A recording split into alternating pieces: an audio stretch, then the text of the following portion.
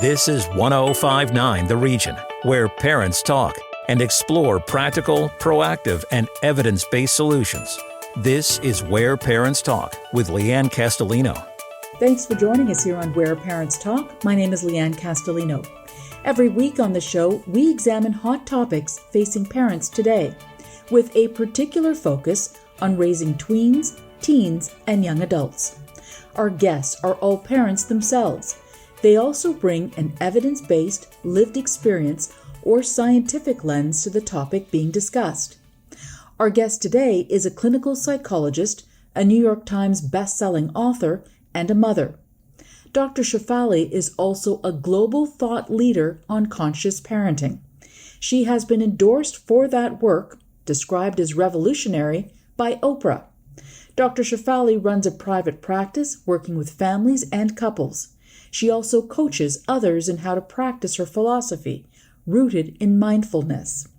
Her fourth book, published this spring, is called The Parenting Map: Step-by-Step Solutions to Consciously Create the Ultimate Parent-Child Relationship. Dr. Shefali joins us today from New York. Thank you for being here. Thanks for having me. When you look at the parenting landscape today, with all the unique challenges and complexities that parents are dealing with, what strikes you most? We are more than ever in a crisis of connection because of not just the pandemic isolating us, but also because of our intense reliance and addiction to technology, which decreases interpersonal connection, increases distraction, ADHD, and creates this virtual world of intense comparison, which then impacts our anxiety levels, our self-loathing. And all of this is in one big volcano that is now erupting. And we see its effects on our children, especially our teenagers. So we are in a crisis situation, and I see it in my practice where parents are constantly feeling bombarded by this media, and they themselves are taken hostage. So, the impact on psychological health is tremendous, and it's worrisome. And one of the key ingredients of really positive parenting is deep interpersonal present connection. So that's now eroding. And I think it's causing, and is going to keep causing, a tremendous health crisis. Central to what you're talking about is nurturing and growing healthy relationships with our children, fundamental to a parent-child bond. So what are some of the factors, in your view, impeding or derailing the parent-child relationship currently? Historically, and in present day as well, it's the same factors: the parents' distractibility, the parents' lack of presence, parents' high control, imposition of their own expectations, their own fantasies, without truly attuning to who the child is.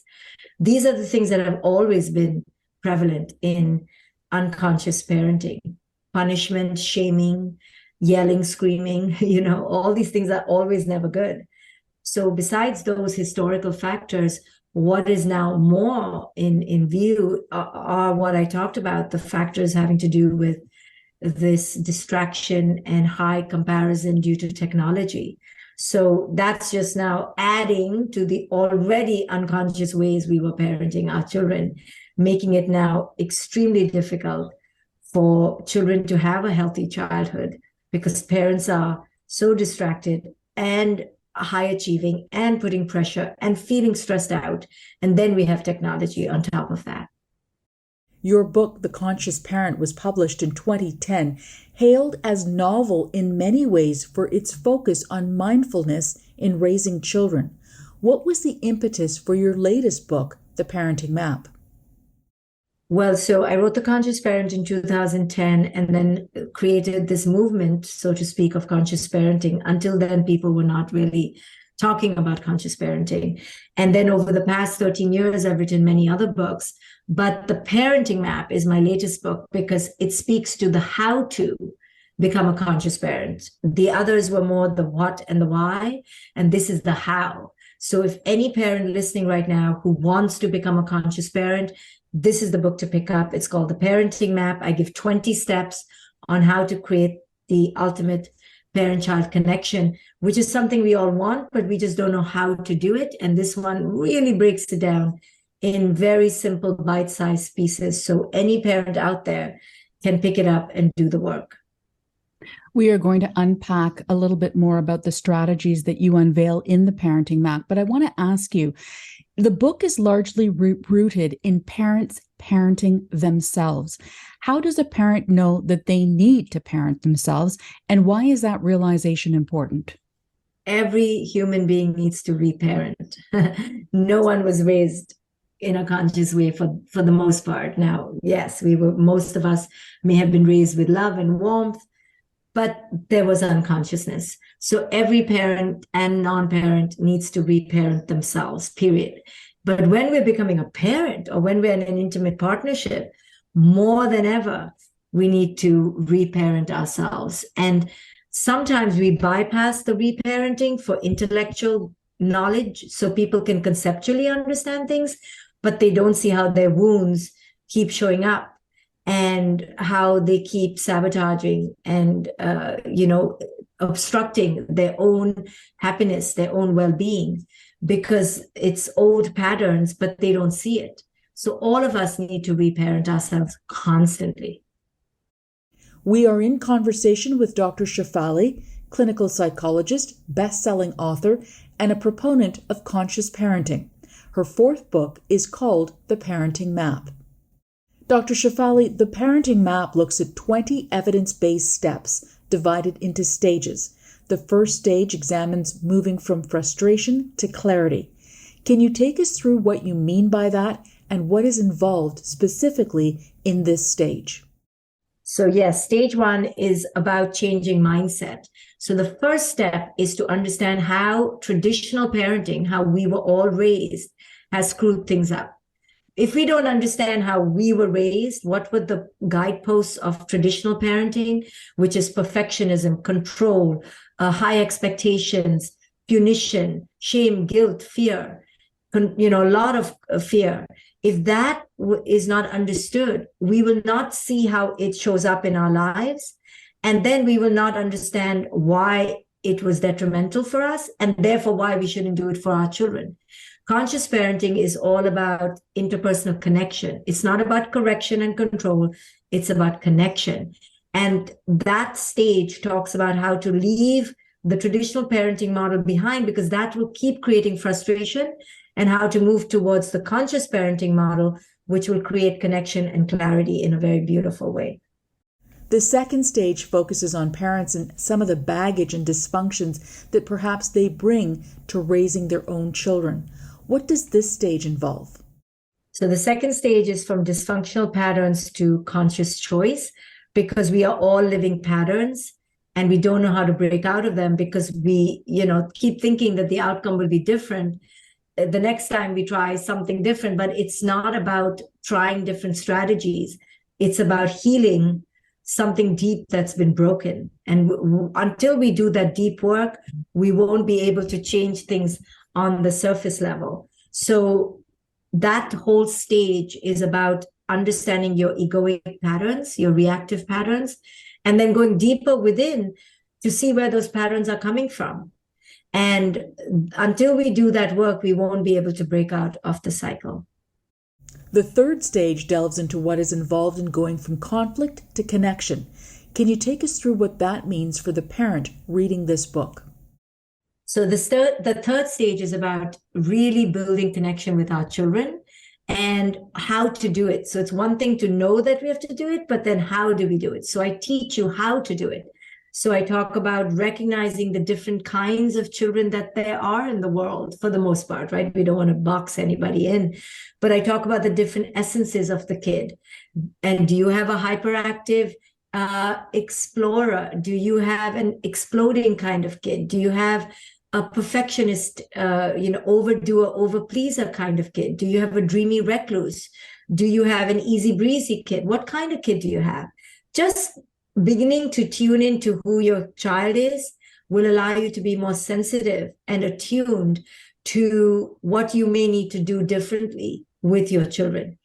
And then I talk about, how do we have empathy? How do we build connection? What kind of questions can we ask? How do we take a pause? How do we not react? Very difficult things to do in the heat of the moment, but if we can start practicing, then we can become better. In the course of researching the parenting map, Dr. Shefali, is there any research evidence that you came across that really gave you pause?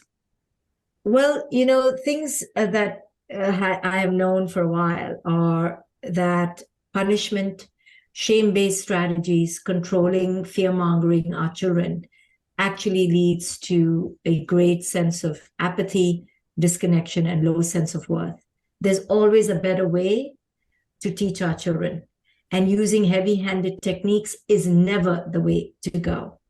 So I think if anyone listening has been doing heavy-handed techniques of control and discipline, I urge you to read my books, especially The Parenting Map, because I give such a roadmap for a whole different way of approaching our children. It's all about the approach and how to enter the dialogue. If you're entering the dialogue with a need to micromanage what the person says, to keep correcting what the person says, to give your opinion, to dominate the conversation, then you're not going to be able to understand what the other person is suffering, and especially our children, and deeply bond with them. When our children feel like they are safe to make mistakes, to fail, then they will blossom like a flower. But if they're going to feel scared that you're going to critique them, then they're going to shut down and withdraw, and that will have long-lasting impacts when they grow up and have their own relationships. When you talk about different strategies and styles of parenting, one of the ones that comes to mind, and I'm interested to get your thoughts on it, is something that many of us use and have used and continue to use because we feel it works. And that is if you do this, then this will happen. So imposing conditions. Can you paint a picture for why that kind of approach may not be beneficial, both in the short term and the long term?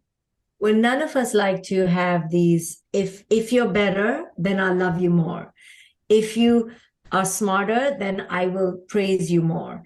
If you do what I say, then I will call you a good child or a brave child. And no one wants to feel like they're constantly being judged on their performance.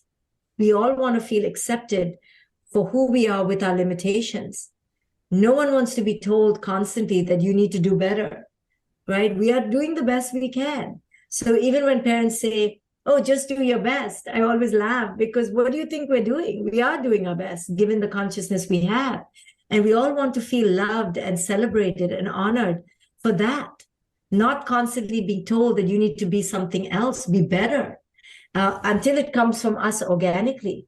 And I think we do that to our children a lot. And when we do it to our children, then we do it to others. And if it was done to us, for sure, we're going to do it with others. And that causes such a low sense of worth.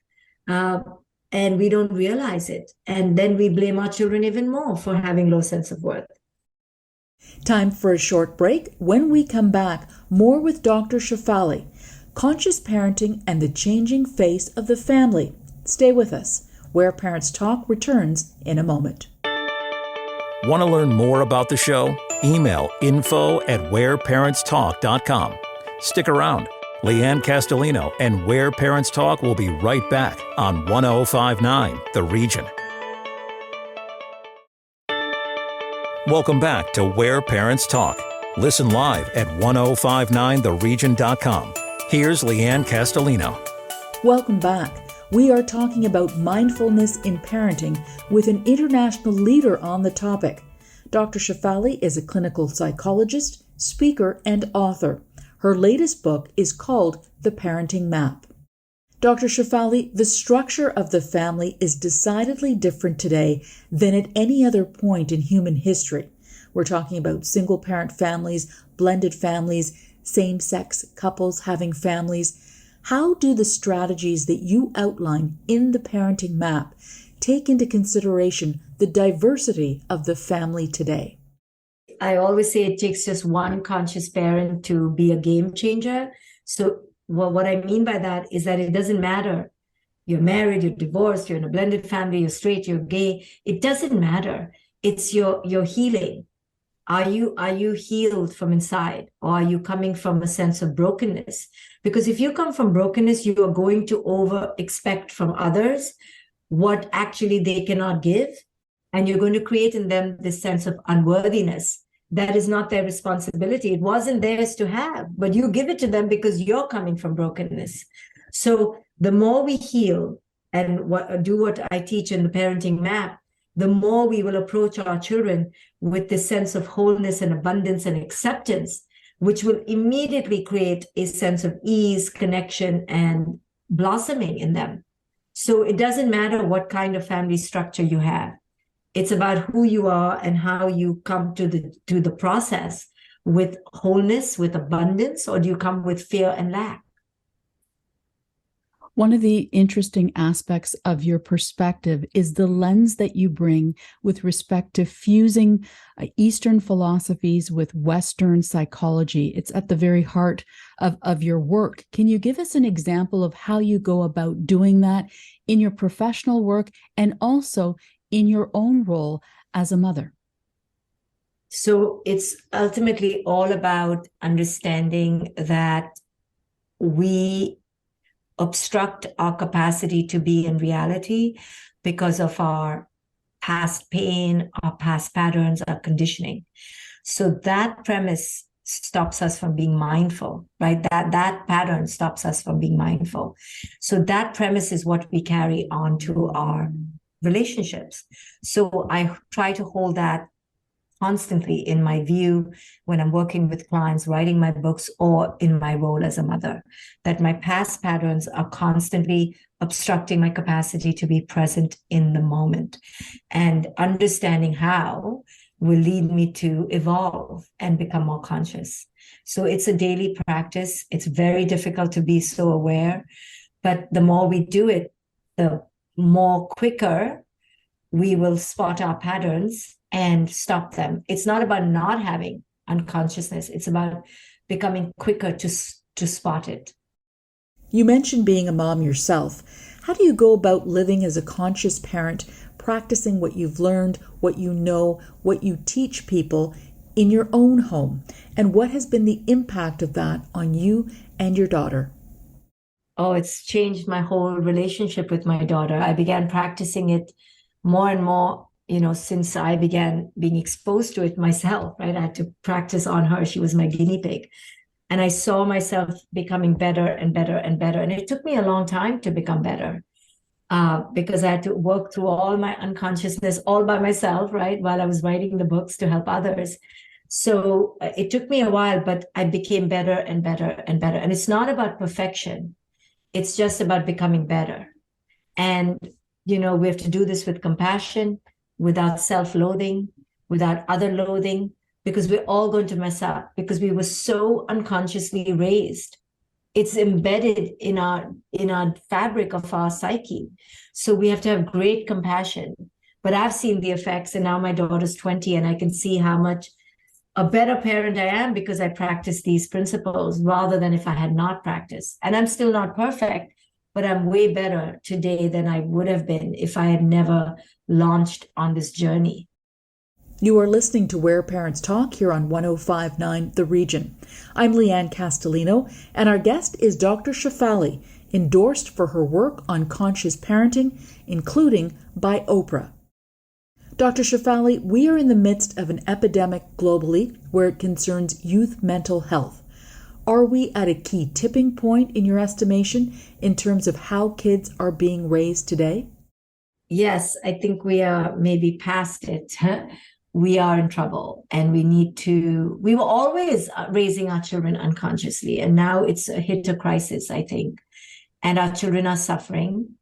And, Instagram, social media, YouTube, all these, whether they were intentioned to be used in this way or not, have ended up being platforms for shouting out, to be seen, to be heard. And instead of quelling our need to be seen and heard and taking us inward, these platforms have taken us outward to getting that validation and praise and approval from the outside world. And it's created this domino effect of great self-loathing. Because if you base your value and identity and worth on outside influences, you are in trouble. And that's what we're seeing today. Our children are constantly comparing themselves to others, but not just that, we are also reducing our interpersonal connection and our capacity and tolerance for imperfection. So all these things put together, right? We are not having, we cannot even tolerate the Instacart coming late or the Uber Eats coming late. We are taking away the mechanisms through which we can mature and grow by providing everything instantly, providing feedback instantly, and then basing our worth on these factors. These are all detrimental to the processes we need to develop resilience and grit. We need to learn to wait and be bored and be undistracted and be still and be quiet and be connected and what comes with that. It's not okay to just delete someone and block someone and cancel someone. No, we have to work it through.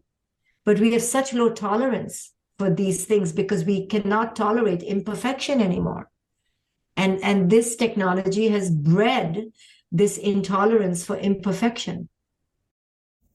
You talk about conscious parenting being a practice and that it never really ends. It's something that you have to be intentional about every single day. Is there something that you've learned about yourself as a parent through this journey that you're on, both professionally and personally, and as an educator and as a clinical psychologist, that really has struck you on your own personal journey? Well, everything I teach that, I saw my own ego in action and it appalled me and I wanted to do better. And I realized that the work had nothing to do with my child. It had all to do with me. So I spent the next decade assiduously delving deep into my own shadows, my own wounds, and began to heal them one by one. And that has had an exponential effect on my teachings and in my relationship with my daughter and to myself. Dr. Shefali, what do you want readers of the Parenting Map to leave with? The Parenting Map is designed to give parents the tools to become more conscious. And I wrote it with the belief that every one of us has it in us. We have the capacity to do better. And we owe it to our children to not pass down legacies of unworthiness and pain that we grew up with. And we can start that work right now. And this book will give you the tools and the empowerment to do that. Dr. Shefali, clinical psychologist, author of The Parenting Map, thank you so much for taking the time to share your insight with us today. Thank you for having me. And that is our time for this edition of Where Parents Talk. Remember to watch the full video version of this interview at whereparentstalk.com. Thanks so much for listening. I'm Lianne Castelino. Hope you'll join us next time. Sign up for Lianne's parenting newsletter and so much more at whereparentstalk.com. This is Where Parents Talk on 105.9 The Region.